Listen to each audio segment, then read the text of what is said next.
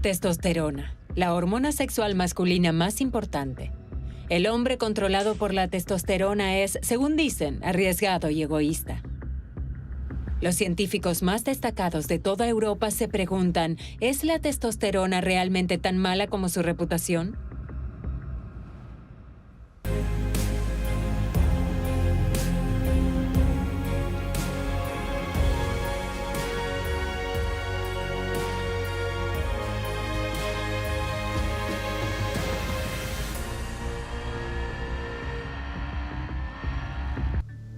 Münster. En el hospital universitario, Michael Sitzmann trata enfermedades masculinas típicas. Aquí las hormonas son un tema cotidiano para el médico.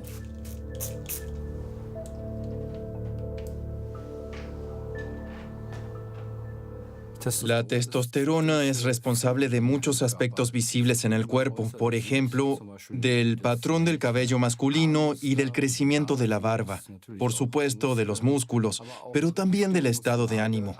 Todo eso depende de la testosterona. Así es que es mucho más complejo de lo que parece a simple vista. La hormona testosterona se produce en los testículos. Solo alrededor del 5% se produce también en la corteza suprarrenal. Las células de Leydig que producen la testosterona se encuentran en los testículos. Las hormonas sexuales masculinas se denominan andrógenos y su mayor representante es la testosterona. En la pubertad, los niveles de testosterona aumentan drásticamente en los jóvenes y a partir de entonces mantienen ese nivel. Sin embargo, los investigadores han comprobado que justo después del nacimiento, la hormona aumenta significativamente por un corto espacio de tiempo. No está claro por qué sucede. Sin embargo, parece necesario que el cerebro madure y se desarrolle y que, posteriormente, sean posibles las funciones reproductivas del hombre.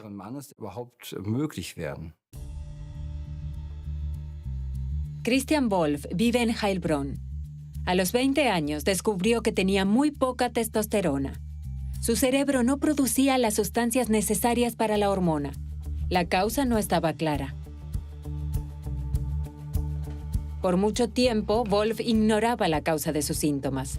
El camino hasta obtener un diagnóstico fue una odisea.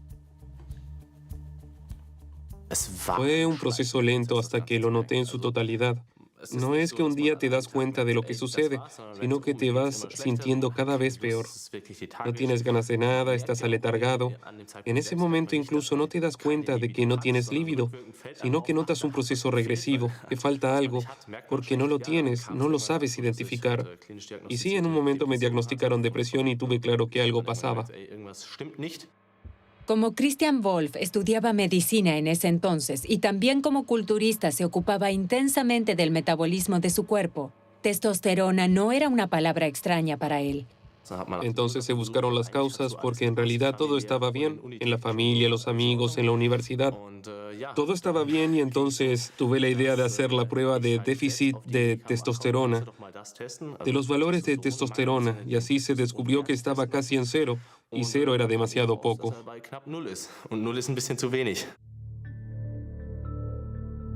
¿Cuánta testosterona necesita el hombre?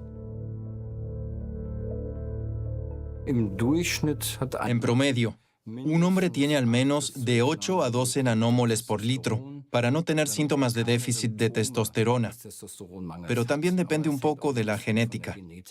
La mujer tiene alrededor de 5 a 10% de los niveles de testosterona del hombre, y a partir de esa testosterona produce el estrógeno, que es mucho más importante para ella. En el cuerpo hay una enzima llamada aromatasa. Esta enzima pone en marcha un cambio hormonal.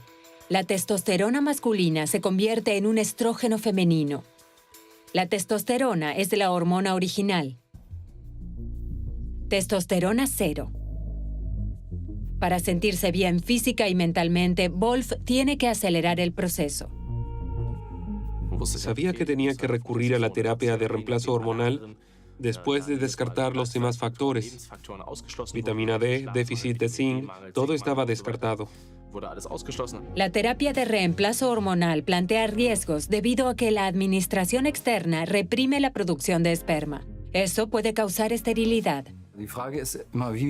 La cuestión es cómo se produce realmente la testosterona en el cuerpo. La testosterona se produce naturalmente en los testículos, pero no lo hace por sí sola. Hay una unidad de control central que está en el cerebro, en el hipotálamo y vinculada a la hipófisis. Las hormonas son controladas por el cerebro. La hipófisis o glándula pituitaria produce las hormonas LH y FSH. Estas controlan los testículos. La FSH se hace cargo de la formación de espermatozoides. La LH estimula la producción de testosterona en los testículos. Luego, el cerebro recibe la información, si hay suficiente testosterona o suficiente esperma, y de acuerdo a esto se reduce o se distribuye. Un sofisticado ciclo.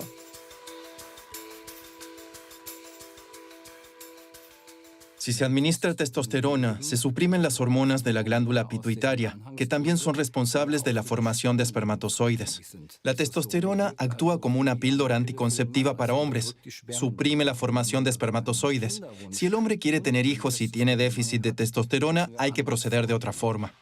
Muy poca testosterona tiene serias consecuencias, pero demasiada lo hace agresivo y dominante.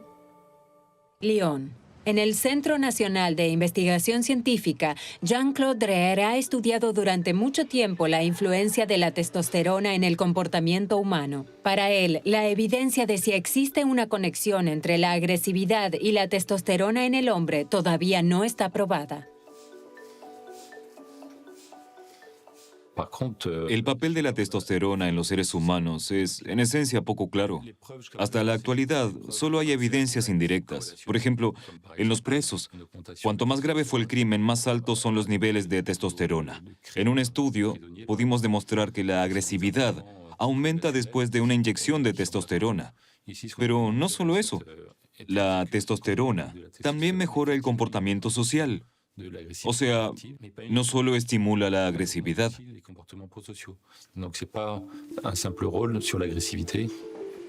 Hasta ahora, la investigación no ha encontrado una relación causal entre la agresividad y la testosterona. Por eso el neurocientífico hace otra prueba. Esta debería demostrar si más testosterona produce automáticamente más agresividad. Al comienzo del experimento debe medirse en sangre el nivel inicial de testosterona de todos los sujetos.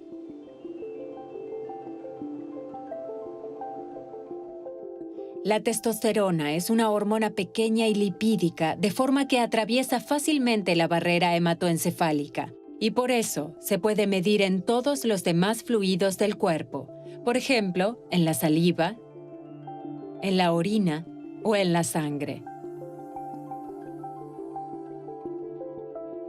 Antes de que comience el experimento, a un grupo se le inyecta testosterona, al otro un placebo. Solo de esta manera se puede determinar si la testosterona es la razón de un cambio de comportamiento. Un grupo recibió testosterona y otro un placebo. Aquí podemos ver que los niveles de testosterona en ambos grupos son prácticamente los mismos antes de la inyección y que los niveles de testosterona aumentan en aquellos que han recibido testosterona. Entonces, está claro que realmente es la testosterona la que tiene el efecto esperado. Dreher les hace jugar el llamado juego del ultimátum. En la investigación del comportamiento, a menudo se usa para comprobar el egoísmo o el altruismo de las personas. Un jugador posee cierta suma de dinero que tiene que compartir. Puede decidir por sí mismo sobre la suma. Si su contraparte rechaza la oferta porque la encuentra injusta, ambos lo pierden todo. En esta fase hemos encontrado que no hay diferencia entre los dos grupos, los que recibieron testosterona y los del placebo. ¿La testosterona entonces no influye en absoluto en el comportamiento? Jean-Claude Dreher y su equipo cambian el orden del experimento. Ahora los jugadores tienen la posibilidad de recompensar o castigar con dinero el comportamiento justo o injusto. Y aquí sí se aprecia la diferencia entre el grupo de testosterona y el grupo que solo ha recibido un placebo.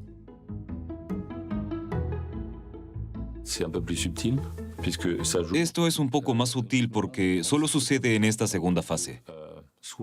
El grupo que recibe testosterona sanciona con más severidad que el grupo del placebo si recibe ofertas injustas. Y al mismo tiempo, responde más generosamente a las ofertas generosas. Es decir, recompensa solo al que fue generoso. En este punto, los dos grupos difieren significativamente.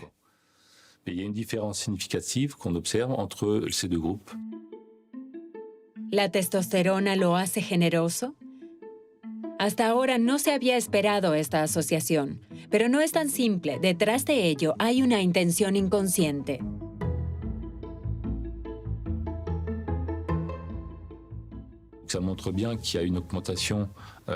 Esto demuestra muy bien que es más fácil mejorar el estatus social si uno se comporta de forma social o cooperativa.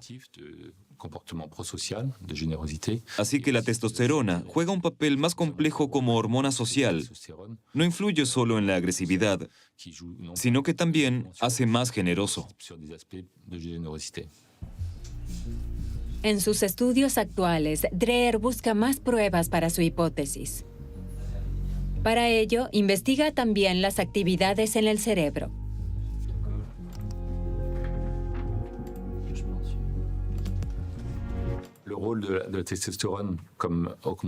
El hecho de que la testosterona incremente el deseo de mantener la posición social puede estar relacionado con una serie de mecanismos en el cerebro, en particular con el llamado sistema de recompensa. Si gozamos de un alto estatus, nos sentimos bien, es decir, recompensados. Eso tiene sentido y quizás también explica una especie de presuntuosidad en los hombres. No se es generoso sin motivo. No es como un regalo. Si alguien es generoso y es observado por otros, esto puede elevar el estatus social. Por ejemplo, sabemos que los hombres dan más cuando son observados por las mujeres. Otro argumento más que confirma la relación entre la testosterona y comportamiento generoso.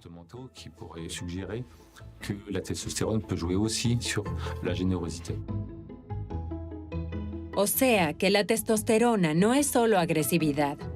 Sin embargo, parece que siempre se trata de mantener el estado social y para lograrlo, todos los medios son válidos, también la generosidad. El psicólogo Pranyal Mehta trabaja en el University College de Londres. También investiga cómo las hormonas afectan el comportamiento humano y también está particularmente interesado en la testosterona.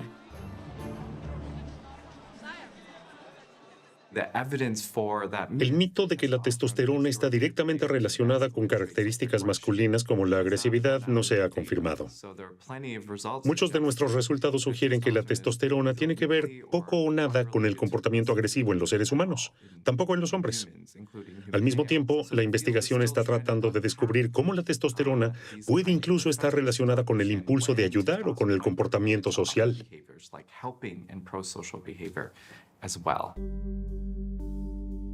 Al igual que su colega francés Jean-Claude Dreher, Pranyal Mehta también realiza un experimento donde utiliza dinero.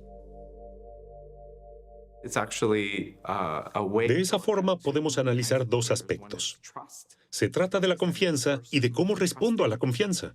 Es decir, hasta qué grado puede confiar el primer jugador y cómo responde a esta confianza el segundo jugador. Dos jugadores compiten entre sí. En el clásico estudio doble ciego, uno ha recibido testosterona, el otro un placebo. ¿Cómo se comportarán?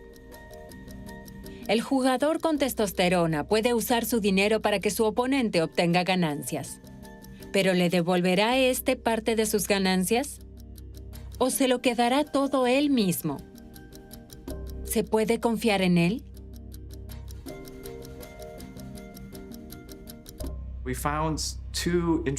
Comprobamos dos efectos interesantes.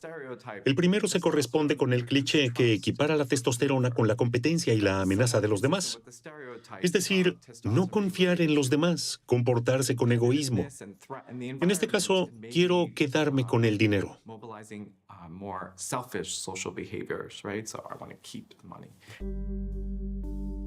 En el segundo paso, los jugadores intercambian los roles.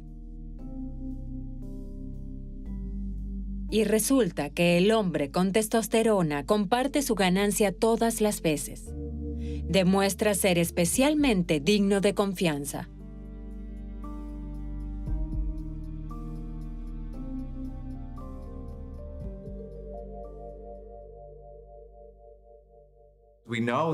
Sabemos que cooperar es bueno para el propio estatus.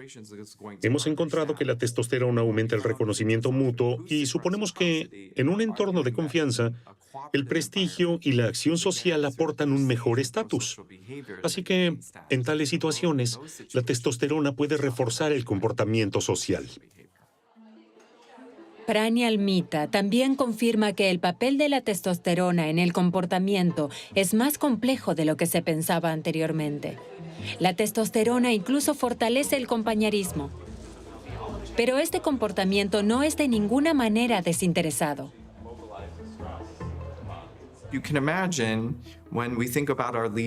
Cuando pensamos en líderes, personas en posiciones de poder, tienen destreza, conocimiento y experiencia, y lo comparten con sus empleados. Eso es lo que hace un buen líder. Si ayudas a otros, también puedes influir en otros. Se podría considerar un comportamiento social, pero también se trata de ejercer poder. Sin embargo, la masculinidad, el estatus y el poder se definen de manera diferente en todo el mundo. ¿Influirían otras costumbres culturales en los resultados de las pruebas? Por ejemplo, si mi laboratorio estuviese en Londres, el de otro en Alemania y el de otro en el campo al sur de los Estados Unidos, eso probablemente modificaría los resultados. La importancia cultural de la testosterona varía. Sin embargo, el efecto medicinal de la hormona es universal. Después de recibir la noticia de que era estéril, Christian Wolff se propuso por todos los medios encontrar una salida. Fui al urólogo y hablándole a mi madre dijo, lo lamento, su hijo nunca tendrá hijos, pero tendrá una vida sexual genial. Eso fue lo que dijo. Por supuesto que a mi madre también le pareció gracioso y entonces empezamos a profundizar en el tema. ¿Tuvo Christian que resignarse a no tener hijos? ¿O encontró una solución médica?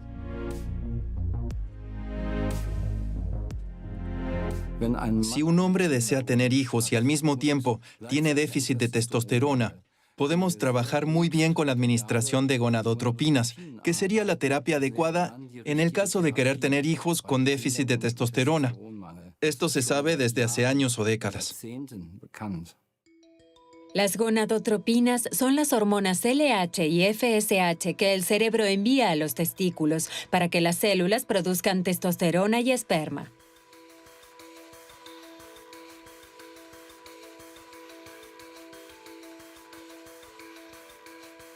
El tratamiento fue exitoso para Christian Wolff. Sus testículos produjeron testosterona en poco tiempo y esperma fértil que pudo hacer congelar.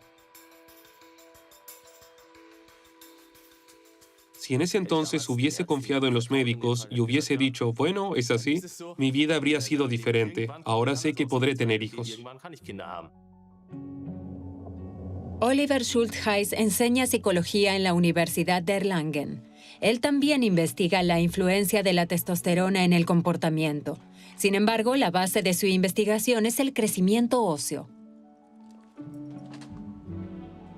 Se pueden observar estos efectos prolongados de la testosterona, entre otras cosas, en el crecimiento óseo. El crecimiento óseo, desde el desarrollo prenatal hasta el hombre completamente desarrollado, está controlado en gran medida por la testosterona y el estradiol. Y por eso, por ejemplo, al final del primer trimestre del embarazo, es decir, en los primeros 3 meses, puede verse, por ejemplo, una diferencia en la longitud del dedo anular que se debe a la testosterona. Su hipótesis es que el dedo índice de las mujeres es más largo que el dedo anular. En los hombres es al revés. El dedo anular es más largo que el índice. Aquí ya se puede ver un hombre típico. El dedo índice es significativamente más corto que el dedo anular. Se vería claramente si establecemos esta relación. Una cosa es cierta, la testosterona tiene una influencia en el crecimiento óseo ya en el útero, pero significa que ya en el útero se origina la motivación de poder. Por supuesto, como científico, estoy interesado en saber si la motivación de poder que investigo es algo que también tiene una raíz biológica o no tiene nada que ver. En el siguiente paso, Schultheis les presenta temas a sus sujetos de estudio para que escriban historias de fantasía. A través de un método psicológico, deduce cuán alta es la motivación de poder del narrador. La motivación de poder como una característica estable en los seres humanos es la necesidad de tener efecto en los demás. Esto no necesariamente se manifiesta en las actitudes o creencias conscientes que tenemos sobre nosotros mismos. Creemos todas las cosas posibles sobre nosotros. Sabemos por nuestra investigación que lo que creemos acerca de nosotros raramente tiene algo que ver con lo que nos mueve a actuar, lo que influye en nuestro comportamiento en casos espontáneos. Por eso hace que los sujetos de prueba luchen por la victoria en 10 rondas. No se prueba la habilidad de cada jugador, sino la reacción ante la victoria o la derrota. Los resultados se manipulan en segundo plano. El sujeto solo tiene permitido ganar en 8 de las 10 rondas. De esta manera, el equipo de investigación quiere descubrir qué cambios se producen en las hormonas. Vemos que la motivación de poder influye en la interacción de ganar y perder. Por ejemplo, los ganadores motivados por el poder tenían niveles de testosterona más altos que los perdedores motivados por el poder. En cambio, esto significa que si un sujeto no está motivado por el poder, la victoria no tiene efecto en sus niveles de testosterona. Por eso, no se puede decir que ganar o perder en sí mismo suba o baje el nivel de testosterona, sino que también hay que tener en cuenta la disposición de la personalidad, la disposición motivacional. Pero, como vemos en nuestra investigación, esta depende a su vez de la impronta previa de testosterona en el desarrollo del cerebro en el útero.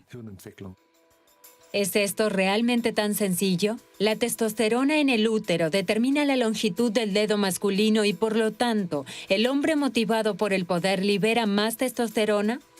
¿Y qué significa esto para las mujeres? Tienen como máximo el 10% del nivel de testosterona que los hombres.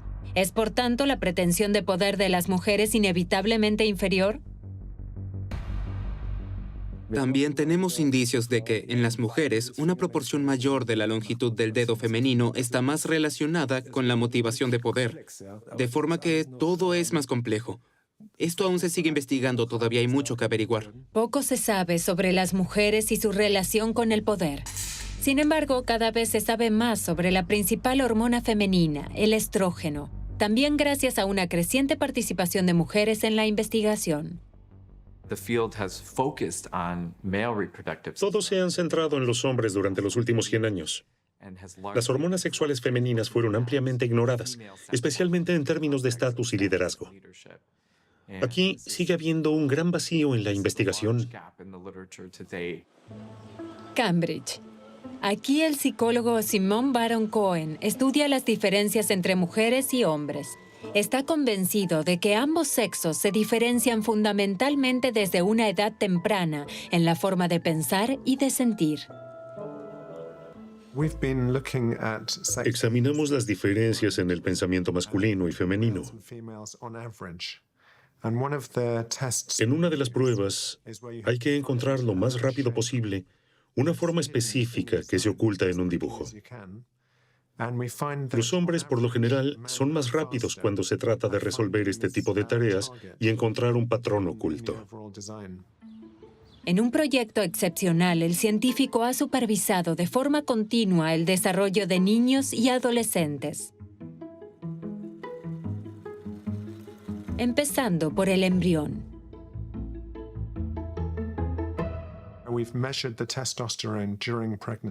Medimos la testosterona en el útero. A algunas mujeres se les examina el líquido amniótico durante el embarazo introduciendo una aguja. Tomamos un poco de líquido amniótico y determinamos el contenido de testosterona. Y se comprobó que los bebés están expuestos a diferentes niveles de concentraciones hormonales.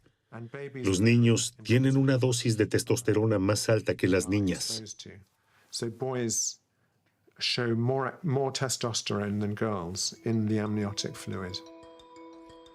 Ya en el útero, la testosterona determina si un embrión de género neutro se convierte en un feto masculino o femenino. Después de la 7ª semana de embarazo, se activa una pequeña sección del cromosoma Y masculino y con ello también la producción de testosterona. Y eso probablemente forma desde temprano nuestro cerebro.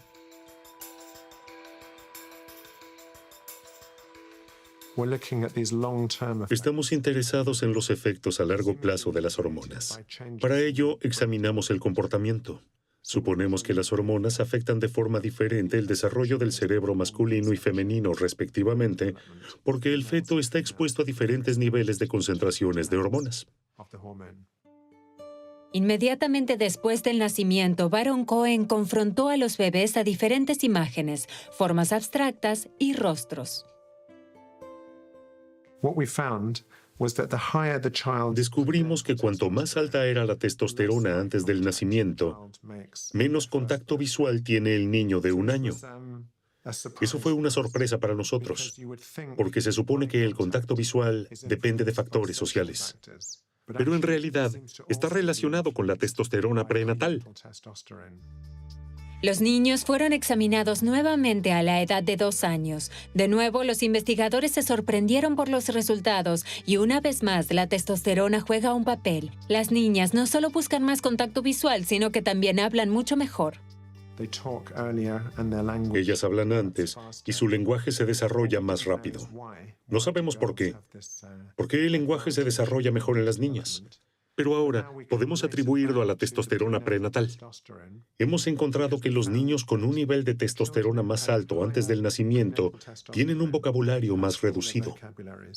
Incluso años después se confirmaron los resultados de la prueba y con ello el efecto a largo plazo de la hormona. Simone Baron Cohen mostró a los niños diferentes expresiones faciales y les preguntó, ¿qué emoción describe mejor cada expresión facial?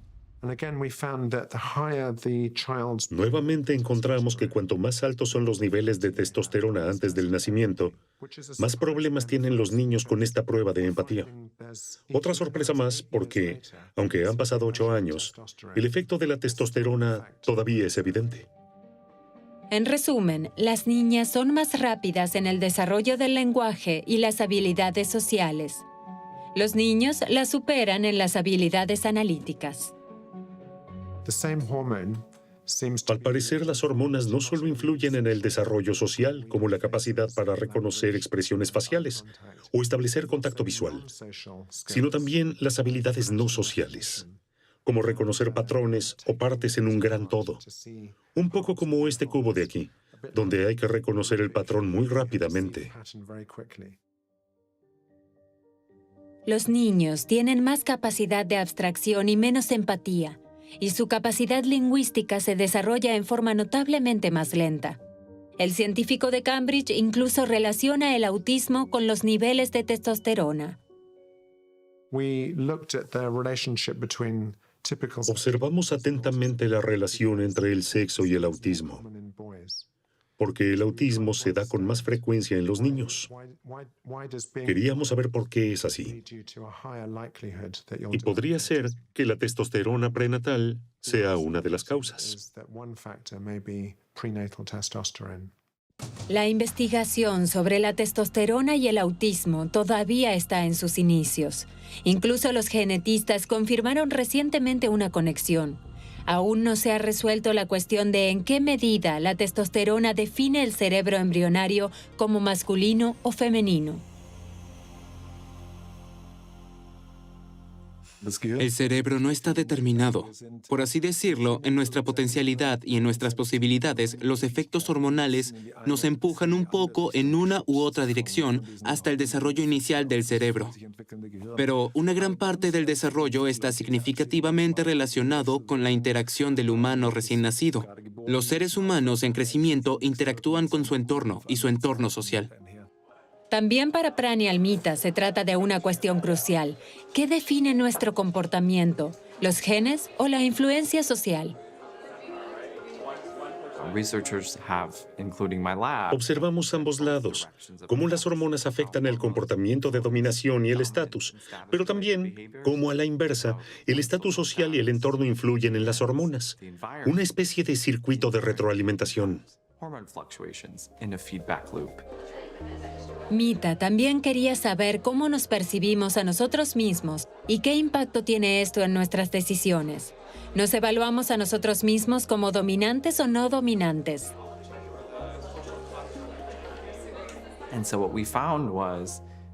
Descubrimos que la testosterona no influye directamente en las decisiones, sino que depende de cómo los sujetos se evaluaban a sí mismos como más o menos dominantes.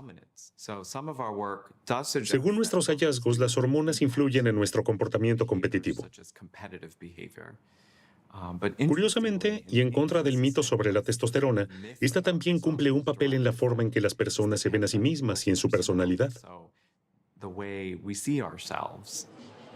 Nuestra personalidad no solo depende de la testosterona, sino que también influye en el nivel de testosterona. El típico hombre controlado por la testosterona, la esencia de la potencia, la dominación y el poder, recibe reconocimiento o desprecio. La testosterona también es sinónimo de lucha y competencia. Quizás no sea casualidad que se descubriera al inicio de la industrialización.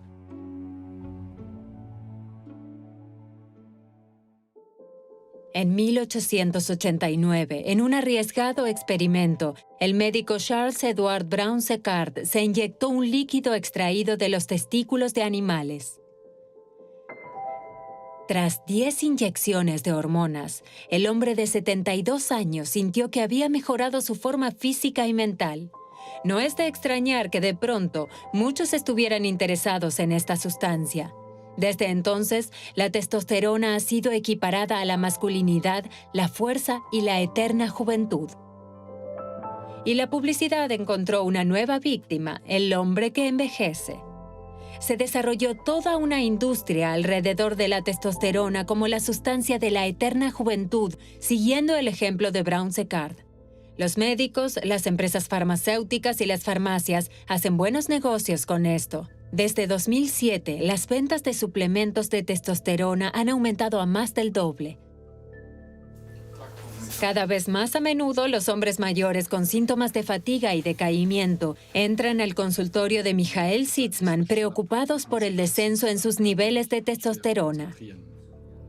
En estos casos, Sitzman examina, entre otras cosas, el esperma y mide la densidad ósea de sus pacientes. Pero la mayoría de las veces no puede establecer una conexión entre la fatiga, la disminución de la energía y la testosterona.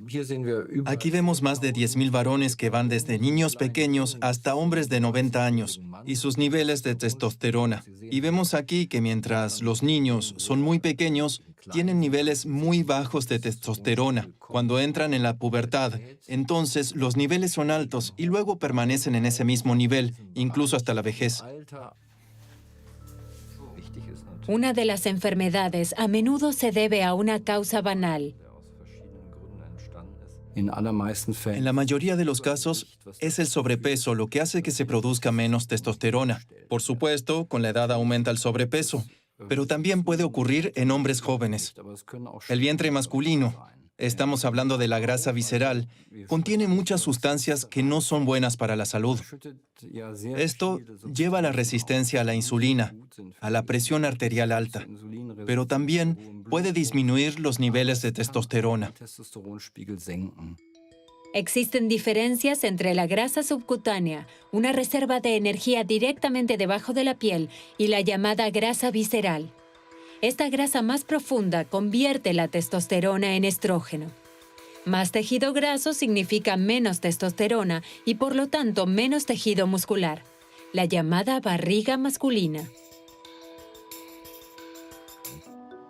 Durante mucho tiempo se ha relacionado la testosterona con el dopaje en deportes competitivos. Michael Kleber, de la Confederación Deportiva Olímpica Alemana, ha luchado desde años contra ello. Uno de sus temas principales es el dopaje en los deportes de fitness. La testosterona está asociada al hecho de que se tiene una mejor regeneración durante el entrenamiento de los músculos. Es decir, durante el entrenamiento se destruye una parte de las fibras musculares y de esta manera se crea el estímulo para que el músculo se regenere. Y la testosterona es, por así decirlo, la sustancia clave para todos estos procesos que tienen lugar en el cuerpo. Antes se tomaban medicamentos para mejorar el rendimiento solo en los deportes profesionales. En la actualidad, el dopaje también está muy extendido en otros deportes. En particular, el uso de derivados de la testosterona, los llamados esteroides anabólicos en el ámbito de los gimnasios comerciales, es un enorme problema. Se supone que entre el 13 y el 16% de los clientes de gimnasios tiene experiencia en el consumo de medicamentos para el dopaje enfocándose en los esteroides anabólicos, y esto demuestra que este tema es mucho mayor que la de los deportes de alto rendimiento. Un hombre sano produce diariamente de 4 a 8 miligramos de testosterona. Para muchos culturistas, incluso la cantidad máxima no es suficiente para lograr el rendimiento y la masa muscular deseados. Christian Wolf esperaba que este tipo de esteroides anabolizantes lo ayudara. Por ejemplo, existen productos en la industria de los suplementos que se denominan potenciadores de testosterona. Estos deberían ayudar a aumentarla. Estos son cápsulas y son una completa tontería. Yo ya lo sabía, pero en esta situación que se recurre a ellos de todos modos, piensas quizás ayuda. Juegan con las emociones de las personas. Por eso los compré y no me ayudaron. Estos potenciadores hacen más visibles los resultados del entrenamiento, pero eso solo funciona con los esteroides anabólicos. Estos derivados sintéticos son utilizados por los culturistas. A partir de las denominadas sustancias, el rendimiento puede multiplicarse varias veces. De mi propia investigación tengo un ejemplo concreto sumamente alarmante de un usuario de 17 años. Esto muestra que se consumen más de 1000 miligramos de derivados de testosterona por semana, en combinación con anabólicos tailandeses. Es decir, por un lado, se inyecta anabólicos y por el otro, toma diariamente esteroides tailandeses, lo que hace que los resultados sean más de 1000 miligramos por semana. Eso es alarmante para un joven de 17 años. Los riesgos pueden incluir el acné causado por los esteroides, pasando por daños en el hígado hasta incluso problemas al corazón, el denominado síndrome del corazón de atleta. Finalmente, demasiada testosterona puede provocar esterilidad en los hombres, porque el cerebro registra, hay suficiente testosterona y detiene la producción del propio cuerpo. El psicólogo Mita está descubriendo otra causa. ¿No podría ser la interacción de diferentes hormonas lo que influye en nuestro comportamiento? Además de la testosterona, también toma en consideración el cortisol, la hormona del estrés. Existe evidencia de que el cortisol influye en nuestro comportamiento como la testosterona. Las hormonas no afectan directamente el comportamiento, pero hay un mecanismo por el cual lo hacen. Se unen a un receptor de esta hormona específica, en este caso, el denominado receptor androgénico. En todas partes del cuerpo, las hormonas se acoplan a sus receptores como una llave a la cerradura. La hipótesis de Mita es que cuando hay mucho estrés, el cortisol bloquea los receptores de la testosterona y se pierde su efecto.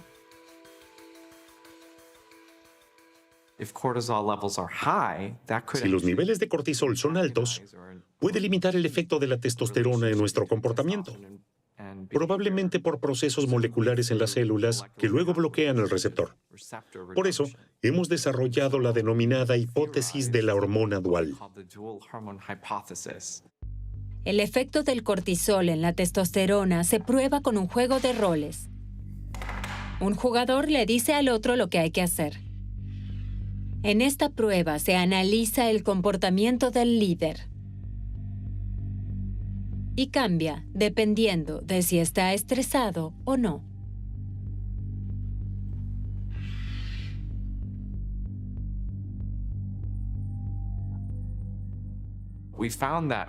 Comprobamos que más testosterona hacía más dominante en tanto los niveles de cortisol fueran bajos.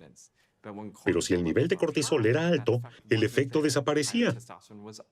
La testosterona más alta no condujo a un mayor dominio. De esto concluimos que el efecto de la testosterona en el comportamiento dominante depende en realidad del propio nivel de estrés. Entonces, ¿no se puede concluir que la testosterona por sí sola influye en nuestro comportamiento? La investigación recién comienza. Las pruebas a menudo no son lo suficientemente comparables o significativas. Diferentes expertos llegan a diferentes conclusiones. La biología nunca es fácil. Tenemos que ver la complejidad, que somos seres humanos en sistemas dinámicos. Nos hemos desarrollado y adaptado una y otra vez. Y lo mejor de las hormonas es que reaccionan a su entorno. Es decir, por un lado, las hormonas influyen en el comportamiento, pero a su vez el entorno también influye en la producción de hormonas. La hormona masculina comúnmente representa los temas de nuestro tiempo, el éxito y la competencia. Quien tiene poca es un debilucho. Quien tiene mucha, un hombre de acción. Ese es el cliché.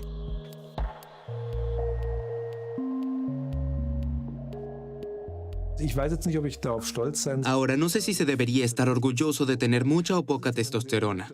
Esto siempre depende de las costumbres de nuestro tiempo. Cuáles son los atributos o características deseables de los humanos. Y eso puede variar mucho de una cultura a otra y de la época en que se vive. Una cosa es cierta, la testosterona es la sustancia de la que están hechos los hombres. La cantidad no es tan decisiva, pero un mínimo es esencial, por eso hay que administrarla si se necesita.